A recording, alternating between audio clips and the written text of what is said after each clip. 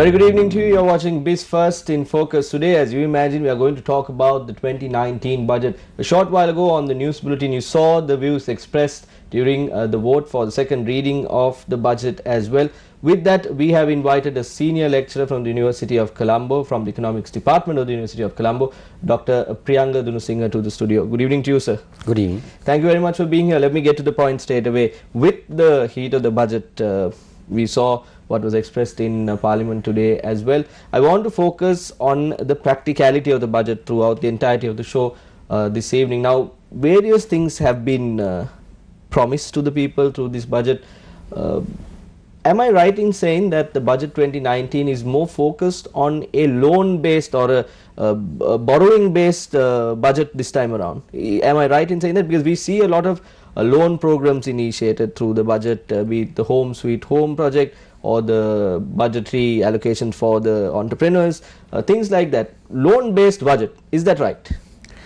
Yes, I think to an extent I agree with you that government when deciding to give various concession, various encouragement, government has decided to provide them through introducing various loan schemes for students, loan scheme for young entrepreneurs, loan scheme for say that for housing constructions and various other type of loan schemes. Actually, government has listed down more than 15 under the Enterprise Sri Lanka.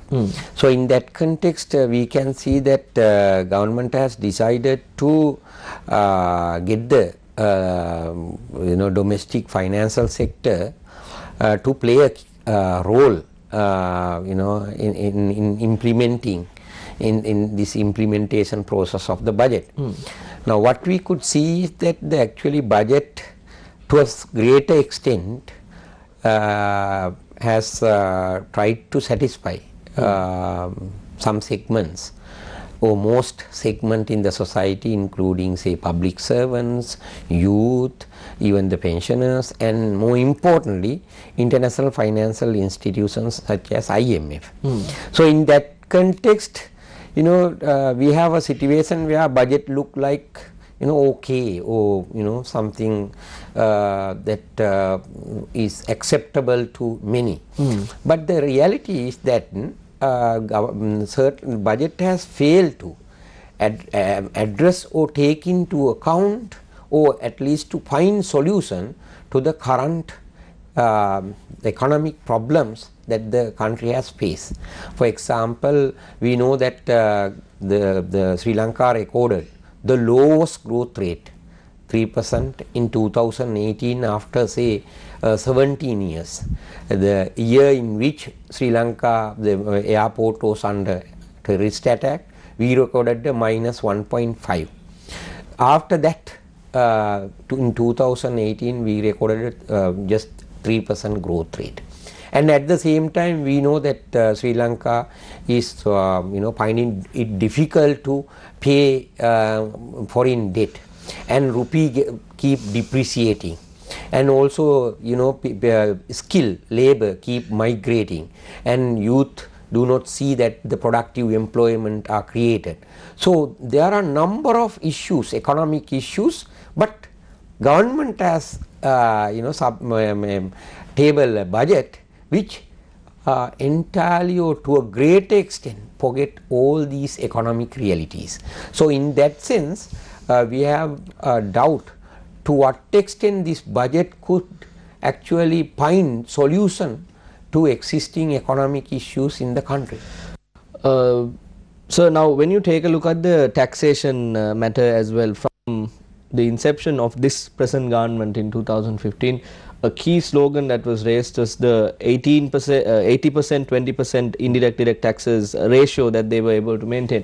Now, throughout the budgets that were presented by the several finance ministers that we have had in the past, everyone was looking at this ratio change, but that has not come to that level, still the desired level of the government. Even yesterday we saw on the news Dr. Harsha De Silva speaking about this direct indirect tax ratio, but now again we see various names are being used and new taxes are burdened on the people, be it the nation building tax, be it the VAT, but at the end of the day, people are directly and as well indirectly paying these taxes to the government. So, isn't that an area that needs to be looked at? Yeah, definitely. I think that is why the government, after came into power in 2015, rightly identified this tax structure is one of the concern. But even though it proposed like it will go for this 80 to 20%, then they will convert it to 60 to 40%. We don't see, we have not seen actually that tangible measures are taken and implemented properly to increase the share of direct income taxes in the total revenue. And if, for example, this time government introduced some we call the sin tax in the sense taxes on say alcohol, tobacco and related goods, plus the taxes on motor vehicle. But all these reflect to a certain extent like government find it difficult to generate revenue from other sources because the economy does not perform well from one side. On the other side, if you carefully look at actually the sin taxes on cigarette and the alcohol at the end of the day fall on the ordinary people, mostly the low income people. I think that is the reality. We can say that the people should avoid consuming liquor and smoking and all, but the reality is that the segment, I mean low income segment, the majority in the low income segment mostly spend on alcohol and tobacco. So in that sense, indirectly low income people are suffered due to increase in taxes on tobacco and alcohol. I mean, in addition to that, we must have some effort to get them away from using tobacco and alcohol. But without having such national level programs, we just keep increasing taxes, and at the end of the day, those are indirect taxes. The lower segment of the society pay a bigger tax at the end of the day. And in addition, there is another issue in this this budget, that is the revenue forecast. The submitted by the government are unrealistic in the sense actually we predict economy to grow at the rate of say 4.3, 4.10, 4.3, 4.5, while expecting revenue to grow at a rate of 15 to 20% per year. Yes. I mean, this is impossible, no? This is impossible. So in that sense, it implies that at the end of the day, either government has to cut expenditures which are proposed under these various loan scheme, or government has to borrow, so that it will increase the debt burden. With that, we have to go into a short commercial break. We have been at an interesting point with regard to the revenue of the government as well. We'll be discussing more about the 2019 budget when we come back.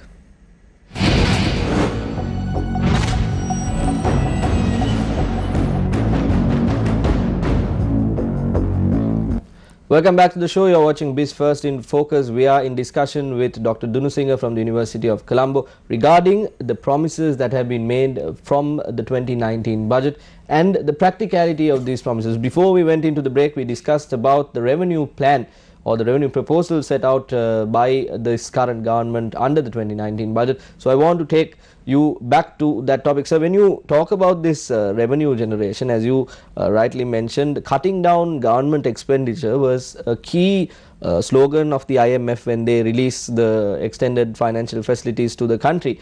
Now, when you take a look at it, we also heard little rumors a while back when a Sri Lankan delegation was at the IMF that the Sri Lankan delegation wanted more leverage from the IMF to spend more during the election. We also have to remember that this is an election year, whether the people like it or not, we are going to have an election coming in the future.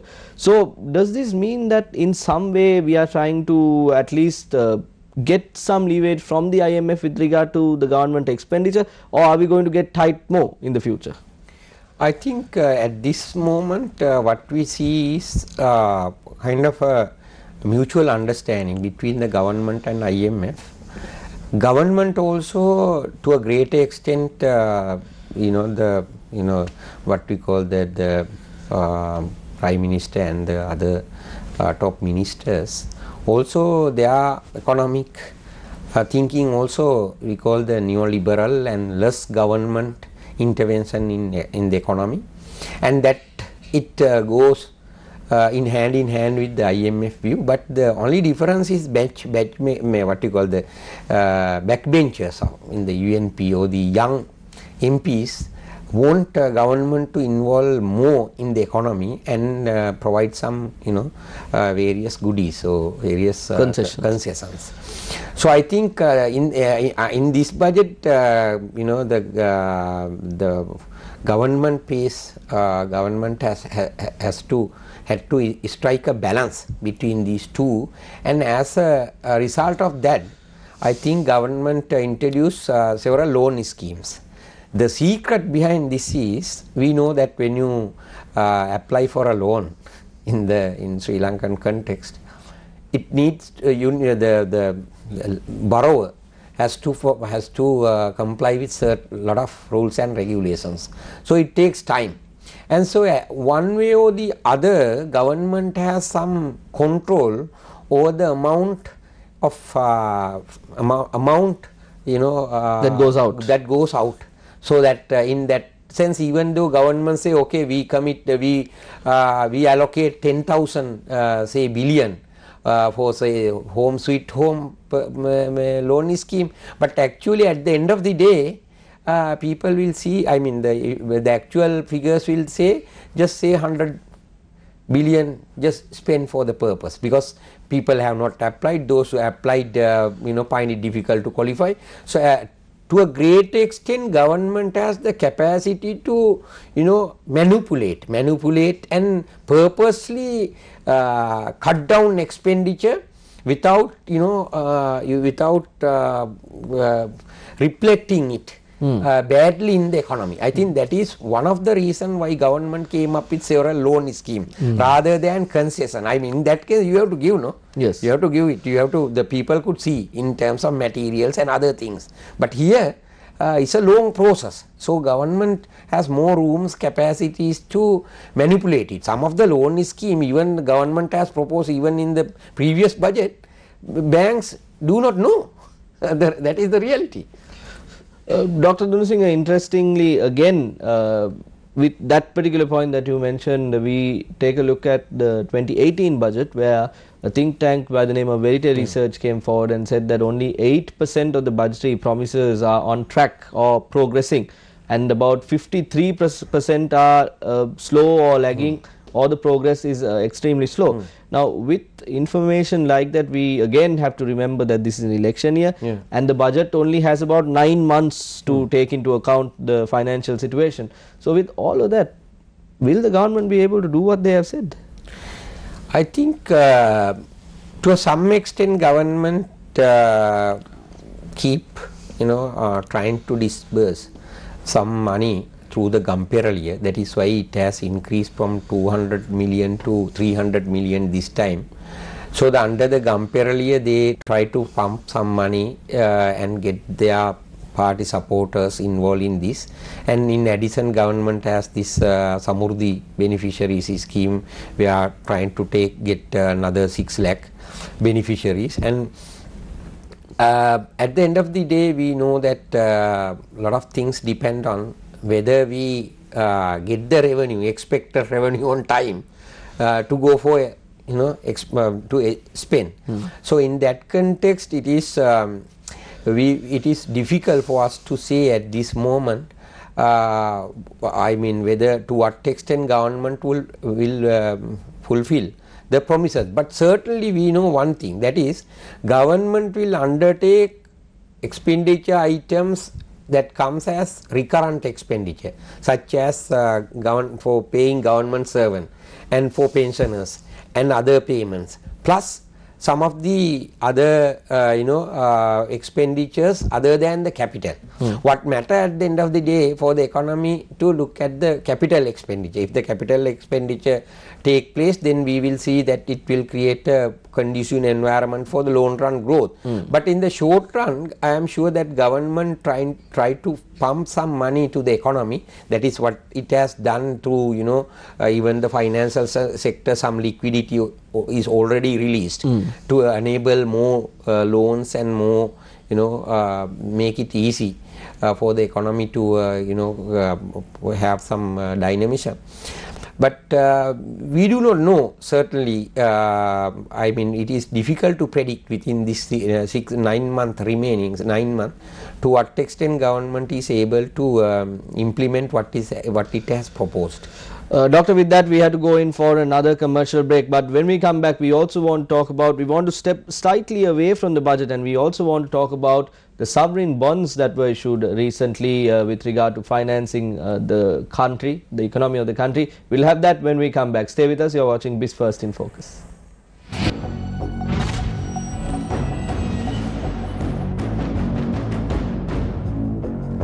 Welcome back to the show. You are watching Biz First in Focus. We are in discussion with Dr. Priyanka Dunusinghe from the University of Colombo. Before we went into the break, we spoke about the budget, the promises that have been given, and whether the government will be able to fulfill those promises in time in the next 9 months, keeping in mind that this is an election year.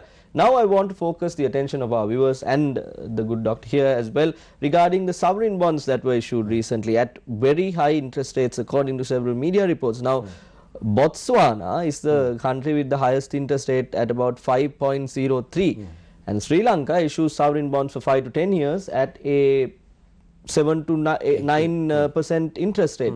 Why is there such a high interest rate? We don't have a war running in the country at the moment. Yeah, I think it is a very good question that recently Moody, one of the international credit agencies, issued a press statement saying that Sri Lanka debt will continue to remain around 83% during this next 3 to 4 years, and at the same time that interest payment for remains very stressful, where nearly 37 to 40% out of the total revenue we have to allocate for paying interest payments. In addition, we also know international credit agencies downgraded Sri Lanka's rating largely due to the poor economic performance that we have witnessed during the post 2015. I think we witnessed some level of economic downturn even in 2013, but in particular after 2015. Now when you take into account all these development, now what has happened, downgrading mean actually we are down, our creditworthiness is downgraded, so that it is riskier for international investors to invest in Sri Lanka's sovereign bond. Definitely. So that means we can attract investors only if we are ready to pay higher interest rate. Now we have fall into that level where when you take into account all these economic issues, we have to pay higher rates in order to attract that our economy perform much, I mean below how the Botswana economy is performing, how the rest of the South Asian, other than the Afghanistan, all other South Asian economies are performing well. But the Sri Lanka record 3% growth rate and the Afghanistan has recorded 2.7%. Okay, all other countries in the South Asia perform much better. So these, I think, the credit worthiness and the level of stress with respect to repaying interest remain very high.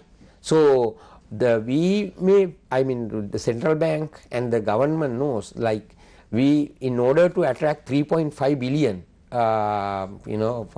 dollars, we have to certainly pay higher interest rate. That is what has happened, and if we continue to borrow in this way, the level of stress will go up certainly.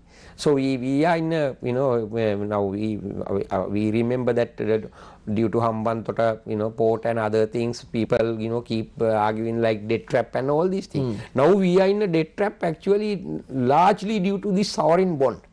Sovereign bond. Okay, we are no longer borrow from the our countries bilateral borrowing. Rather we directly borrow in commercial borrowing, that sovereign bond commercial borrowing. So certainly our interest cost is very high. Definitely, the maturity period of the said bonds are 5 years and 10 years, two batches. So whether this current government will be in place in 5 years and 10 years is another problem, and the fact that the borrowing interest rate is about 8% to 10% is also another problem. Who will pay this interest rate at the end of the day will be the general public. You and I will be the ones who will be directly or indirectly paying these interest rates as well. So keeping that in mind, another problem that affects the general public is, I think our producer just reminded me, this is the increase of vehicle prices. Now we remember the commercials that went on air when the UNP government came into power, where people who were riding bicycles will be able to go in a four-wheel vehicle. Now what has happened is almost all the affordable vehicles that are in the 1000cc, 1200cc and below have gone up by at least 200,000 rupees. And that change almost happened overnight, because they announced it and the vehicle prices went up from one side. So again the people are burdened, doctor. Yes, certainly. I think I have been maintaining this position, like the government should not restrict vehicle ownership. Rather, it must restrict the vehicle use. That is my slogan for more than 5 years. Development means that we provide the opportunity for people to live in a respectful manner. So we know that self-esteem is one of the key component in development. Now when you have own a vehicle, you can use it for various purposes, maybe to get go to hospital, go to school, go to a friend's place or other various places. Now in particular, it is one of the dreams of the poor low income people to own a vehicle, and they dream for that actually. Now when you when the government tax too much on vehicles, I think many find it difficult to bear that cost.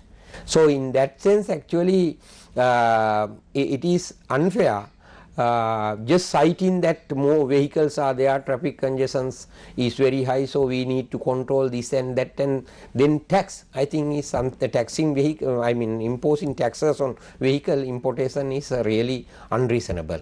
I think government must find permanent solution how to improve the public transportation. Rather than doing that, government is just imposing taxes. It is similar to that matata tita. Okay, say in matata tita, so we want to tax more on cigarette and alcohol, but the reality is to get income.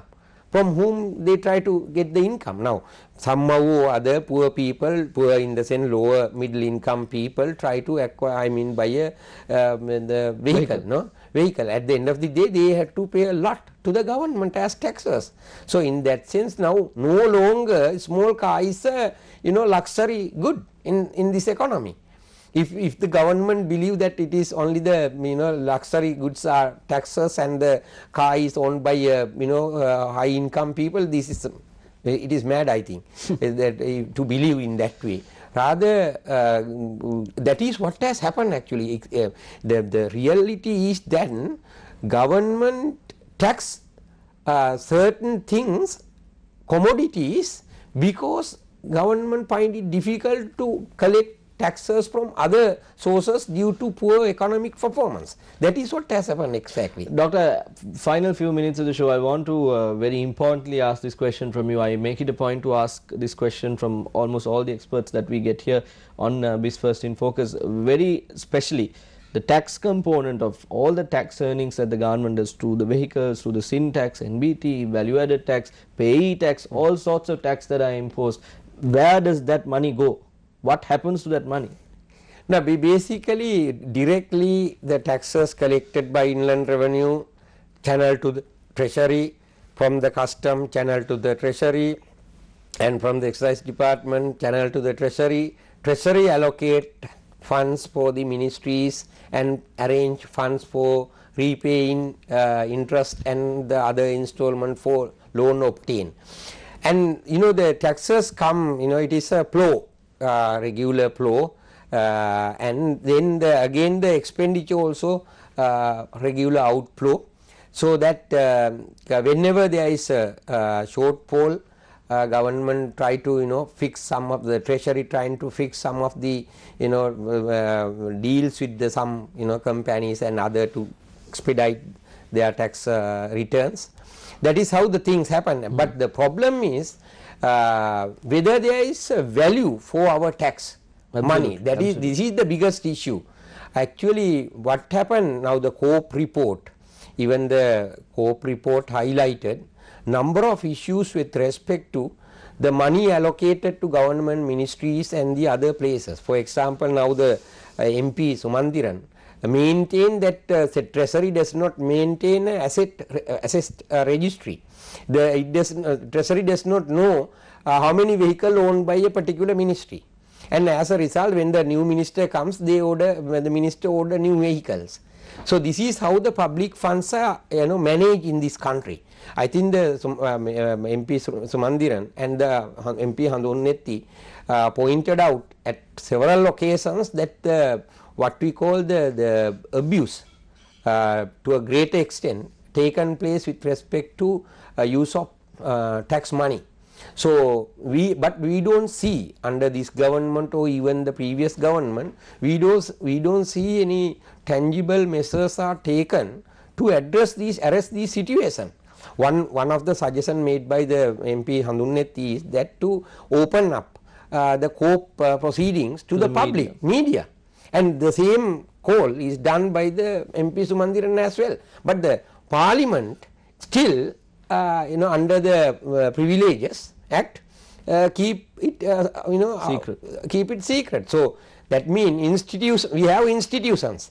First institution look after the interest of the people in that institution before catering to the interest of the public. This is what has happened. I think we need to request that government must guarantee that there is a value for the tax money. Dr. Dunusinghe, thank you very much for being here with us this evening and talking to us about the 2019 budget promises as well. One thing that we should leave our viewers is the fact that if you are running a company, if the inflows are getting narrower and if the outflows are getting broader, then anyone watching from home, anyone with common sense, anyone with a bit of sense would understand what to do. But does the government of our country, the people who make the budget and the people who run this country understand this is the question I leave. Thank you very much for watching. You watched Biz First in Focus. We'll be joining you next week with another interesting guest like today. Take care.